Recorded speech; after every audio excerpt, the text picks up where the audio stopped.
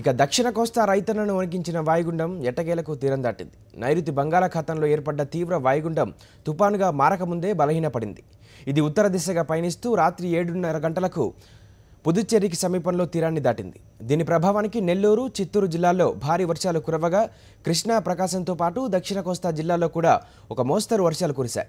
వరి, పత్తి, టమోటా, కంది పంటలు దెబ్బతిన్నాయి. చెన్నైతో పాటు 4 జిల్లాలు వర్షాలకు అతలాకుతలమయ్యాయి. తీవ్ర వాయుగుండం తీరం దాటిన దీని ప్రభావంతో నేడు కూడా తమిళనాడు, పుదుచ్చేరి, ఆంధ్రప్రదేశ్లోని దక్షిణ కోస్తా, రాయలసీమలోని చిత్తూరు జిల్లాల్లో విస్తారంగా వర్షాలు కురిసే అవకాశాలున్నాయని అధికారులు అంచనా వేస్తున్నారు. ఏపీలోని అన్ని ఓడరేవుల్లో 1 నెంబర్ ప్రమాద హెచ్చరికను జారీ చేశారు. మత్స్యకారులు సముద్రంలో చేపల వేటకు వెళ్లవద్దని హెచ్చరించారు.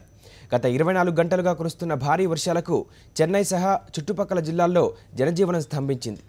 చెన్నైలో వర్షాల కారణంగా రైలు, విమాన సర్వీసులు ఆలస్యంగా నడుస్తున్నాయి.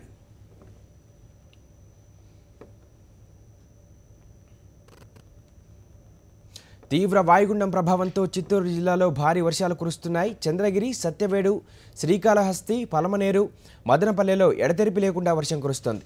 దీంతో తూర్పు ప్రాంతంలో వాగులు, వంకలు పొంగిపొర్లుతున్నాయి. శ్రీనివాస మంగాపురం సమీపంలోని స్వర్ణముఖి నదికి వరద నీరు పోటెత్తుతుంది. ప్రకాశం జిల్లాలో చీరాల, వేటపాలెం, చినగంజాం ప్రాంతాల్లో కుండపోతగా వర్షాలు కురుస్తున్నాయి. చీరాల మండలం వాడారేవు సముద్ర తీరంలో బలమైన గాలులు వీస్తున్నాయి. 5 మీటర్ల ఎత్తులో సముద్ర అలలు ఎగిసిపడుతున్నాయి. అధికారుల హెచ్చరికల నేపథ్యంలో 2 రోజులుగా వేటకు వెళ్లిన మత్స్యకారులంతా తీరానికి చేరుకుంటున్నారు. తుఫాను పరిస్థితిపై కలెక్టర్ సుజాత శర్మ అధికారులతో సమీక్షించారు. రెవెన్యూ అధికారులు సముద్ర తీర ప్రాంతాల్లో ఉండి సహాయక చర్యలు పర్యవేక్షిస్తున్నారు.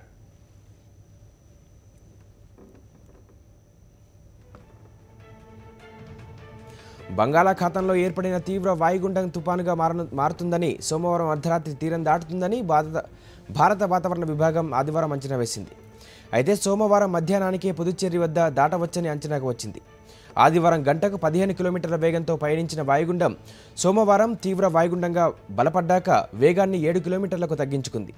దీంతో అంచనాలకు భిన్నంగా రాత్రి వరకు వాయుగుండం తీరం దాటకుండా సముద్రంలోనే స్థిరంగా కొనసాగుతూ వచ్చింది. ఇది వాతావరణ అధికారులను కూడా గందరగోళంకి నెట్టేసింది. మరోవైపు రానున్న 24 గంటల్లో దక్షిణ కోస్తాంధ్ర, రాయలసీమల్లో పలుచోట్ల తేలికపాటి నుంచి మోస్తారు వర్షాలు కురిసే అవకాశం ఉందని ఐఎండీ తెలిపింది. అదే సమయంలో కోస్తాంధ్రలోని కృష్ణా, గుంటూరు, ప్రకాశం, నెల్లూరు, రాయలసీమలోని చిత్తూరు, కడప, అనంతపురం, కర్నూలు జిల్లాల్లో అక్కడక్కడ భారీ వర్షాలు కురవచ్చని అంచనా వేసింది. ఈశాన్య రుతుపవనాలు, వాయుగుండం ప్రభావంతో తమిళనాడులోని పలు జిల్లాల్లో భారీ వర్షాలు కురిశాయి. సోమవారం వర్షాలకు 6 బలయ్యారు.